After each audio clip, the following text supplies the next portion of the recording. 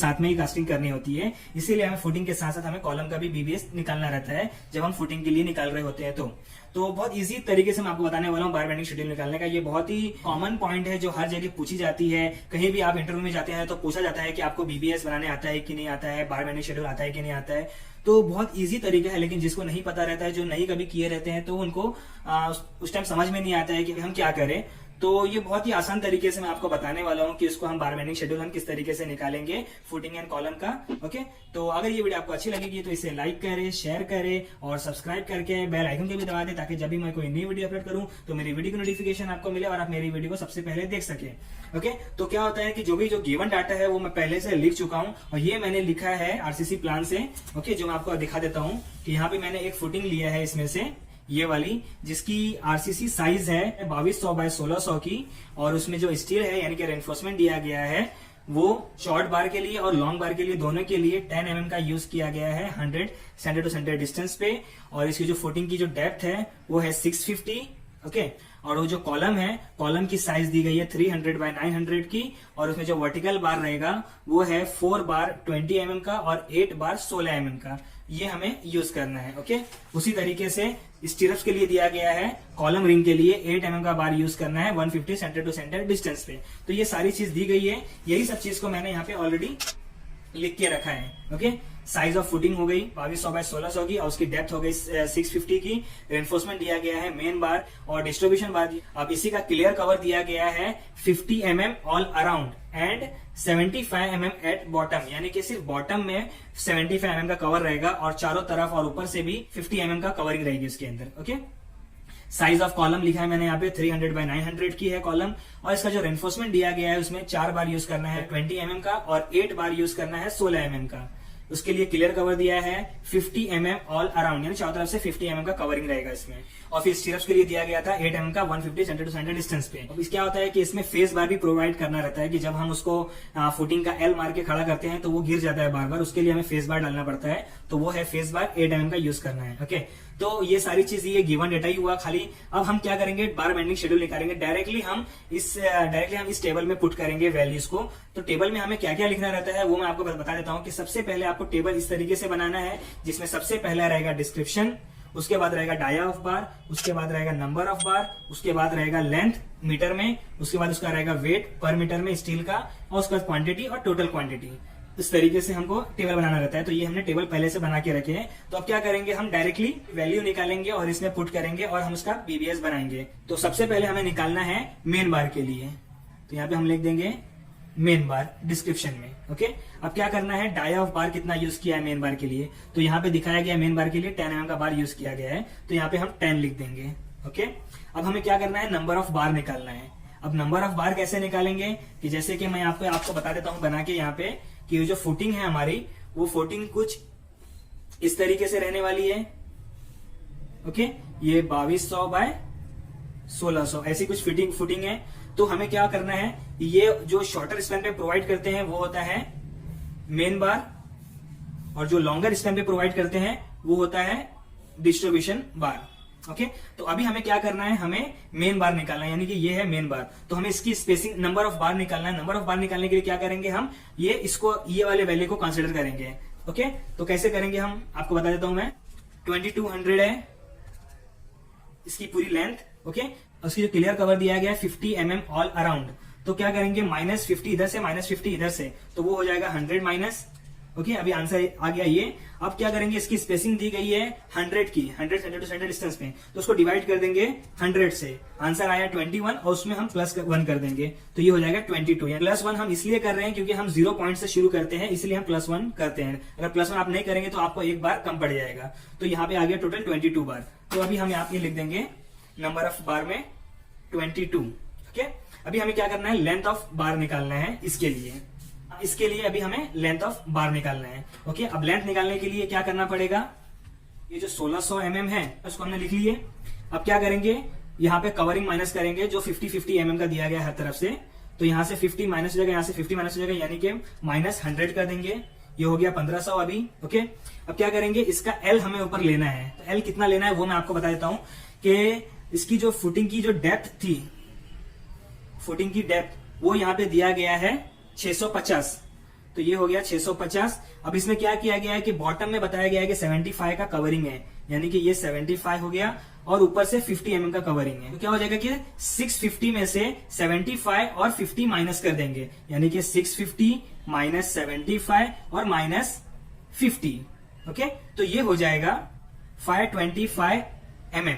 Okay, यानी कि जो L हमें जो लेना है वो 525 mm लेना है। तो ये हमारा आंसर आ चुका था 1500। उसमें हम प्लस कर देंगे 2 टाइम्स, यानी कि 2 टाइम्स क्यों, क्योंकि एक यहां पे भी रहेगा एक यहां पे भी रहेगा, तो 2 टाइम्स 525। ओके, ये आ गया आंसर। अभी यहाँ पे भी आंसर पूरा नहीं हुआ है, क्योंकि जब हम 90 एंगल पे बेंड करते हैं किसी भी स्टील को तो वो 2 time dia of bar elongate होती है, स्ट्रेच होती है, तो हम माइनस करेंगे 2D 2 टाइम्स, क्योंकि एक 1 टाइम्स यहाँ पे 1 टाइम्स यहाँ पे, तो 2 इंटू 2D। डी कितना है, dia of bar. Dia of bar क्या यूज कर रहे हैं हम यहाँ पे 10 mm का, तो यहाँ पे हम 10 लिख देंगे। तो अब यहाँ हमारा आंसर आ गया 2510।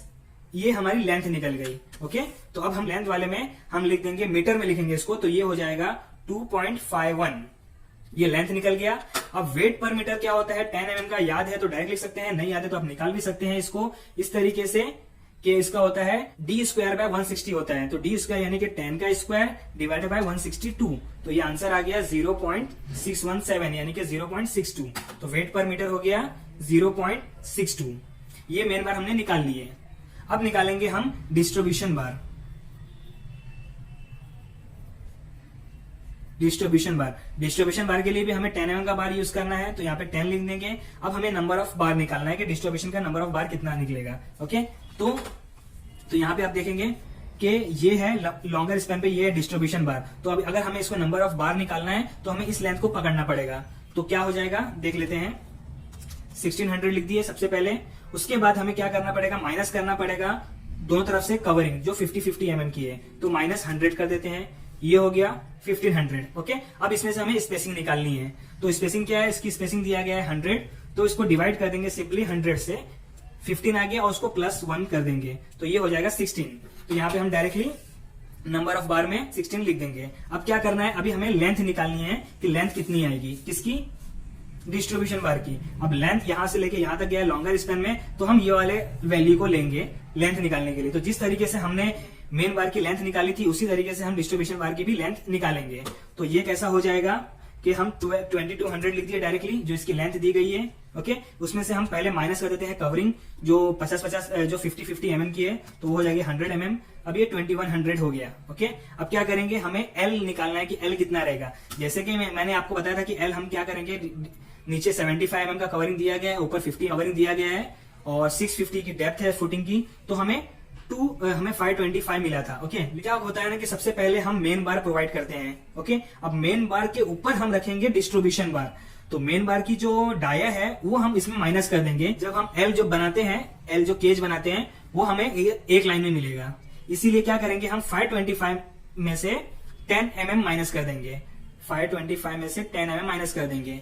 ओके, तो ये हो जाएगा 515 mm डिस्ट्रीब्यूशन बार के L के लिए। ओके, तो इसका हम कैलकुलेशन कर लेंगे। ये इतना आ चुका था। अब उसमें हम क्या करेंगे, हम इसमें प्लस करेंगे 2 टाइम्स, यहाँ पे भी 2 टाइम्स 515। ओके, ये आ गया आंसर। अभी क्या करना है, हमें जो 90 एंगल पे बेंड करेंगे उसका माइनस भी करना है हमें, तो माइनस 2 टाइम्स 2D, और D कितना है, 10 mm का बार है, तो ये हमारा टोटल आंसर आ गया 3090 mm। ओके, तो हम यहाँ पे डायरेक्टली उसको मीटर में लिख देंगे, 3.09 मीटर।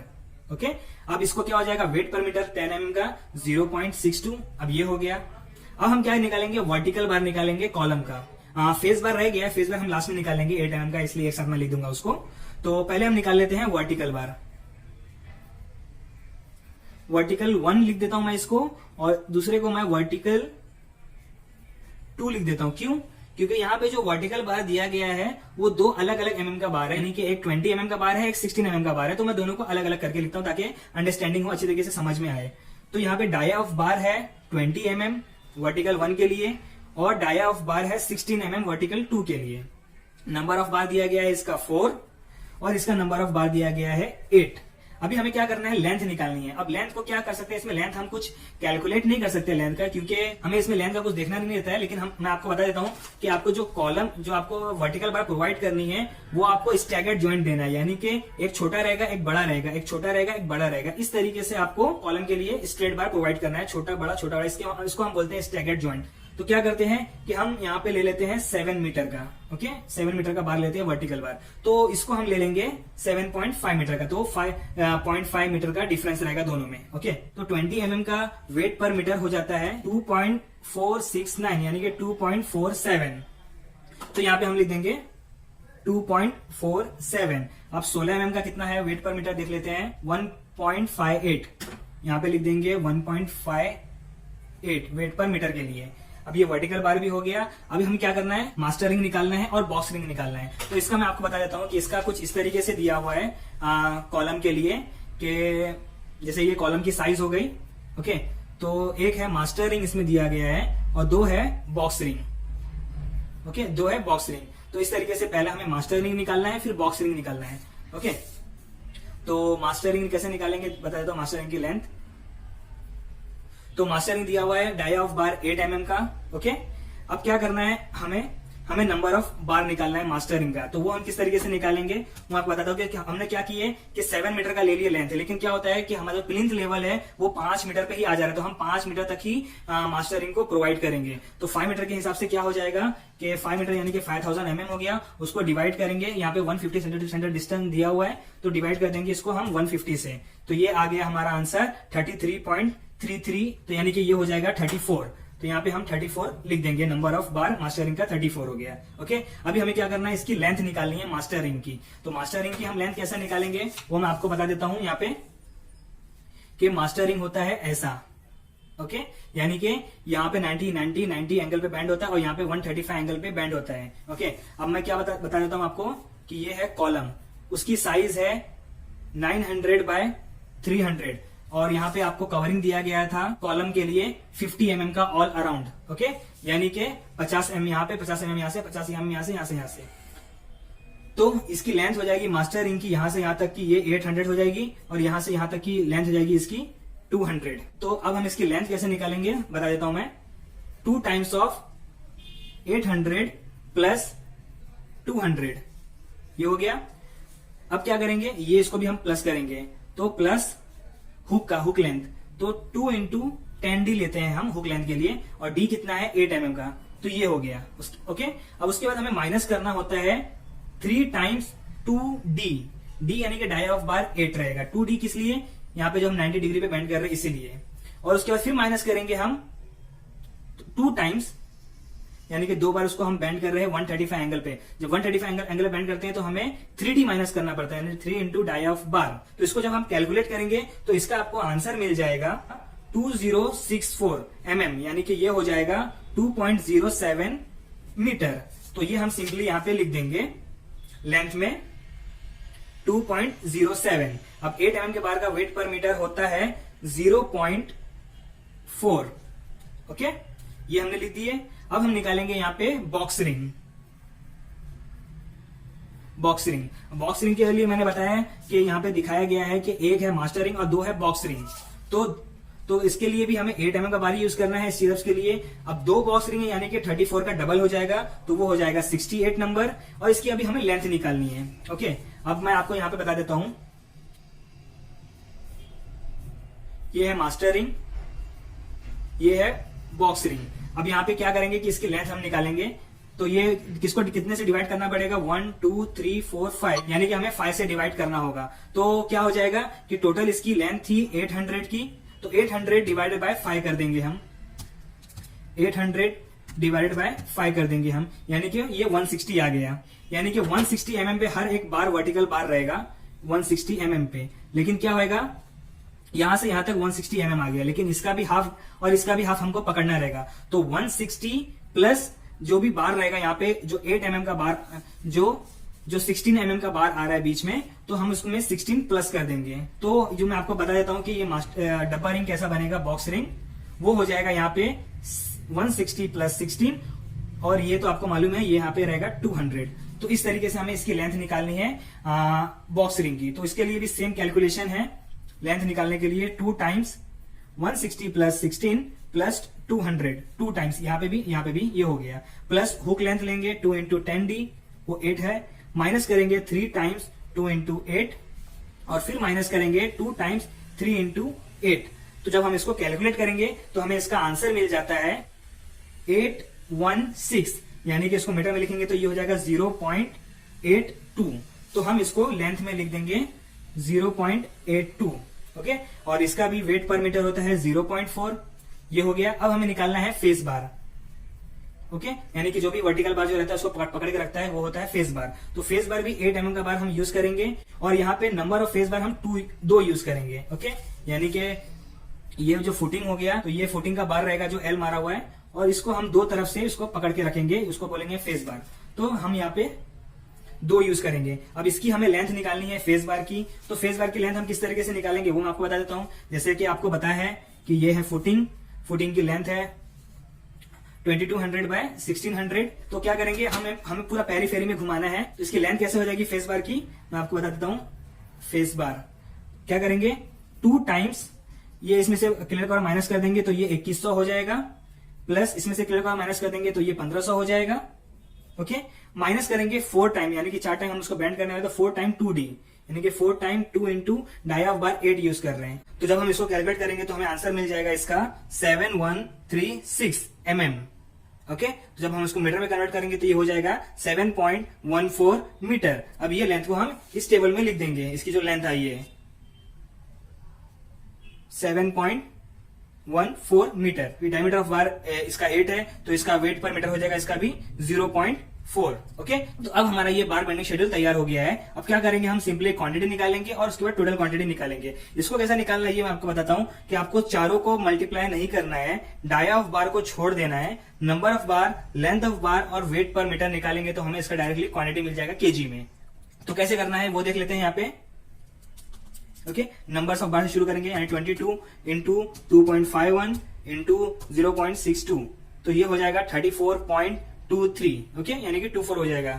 तो ये हो जाएगा 34.24। तो इस तरीके से हम कैलकुलेट करते जाएंगे। तो हम इसको कैलकुलेट करेंगे तो ये हमारा आंसर आ जाएगा 30.65 और ये लास्ट है 5.71। ये सारा कैलकुलेशन मैं ऑलरेडी करके रखा हूं, इसलिए मैं डायरेक्टली आपको आंसर लिख दिया। आप कैलकुलेट करके देख सकते हैं, आंसर यही रहेगा, ओके। ये हमारा क्वांटिटी हो गया। अब क्या करेंगे ना, हम इसको थोड़ा और सिंप्लीफाई कर देंगे। जो भी सेम डायमीटर का बार है उसको हम एक साथ लिख देंगे। इससे क्या होगा कि क्वांटिटी मंगाने में बहुत इजी होएगा, आसानी होगी कि हमें 10 mm का बार कितना केजी लग रहा है, कितना टन लग रहा है, 8 mm का कितना लग रहा है, तो उससे हमें इजी पड़ जाएगा। इसलिए हम क्या करेंगे कि हम 10 mm को एक साथ लिख देंगे, उसी तरह हम 8 mm का है वो एक साथ लिख देंगे इसको, ओके। तो जब हम इसको कैलकुलेट करेंगे साथ में तो ये हो जाएगा टोटल क्वांटिटी 64.89 केजी। फिर अब ये तीनों को हम प्लस कर देंगे तो ये हमें आंसर मिल जाएगा 56.16 केजी, ओके। तो ये था पूरा बार bending schedule footing and column का। किस तरीके से निकालते हैं वो आपने देखे। वीडियो कुछ ज्यादा लंबी बन गई है, लेकिन आई होप आपको ये वीडियो समझ में आ गई होगी। तो इस तरीके से आप किसी भी फुटिंग का, किसी भी कॉलम का बार बेंडिंग शेड्यूल निकाल सकते हैं। तो चलिए मिलते हैं नेक्स्ट वीडियो में।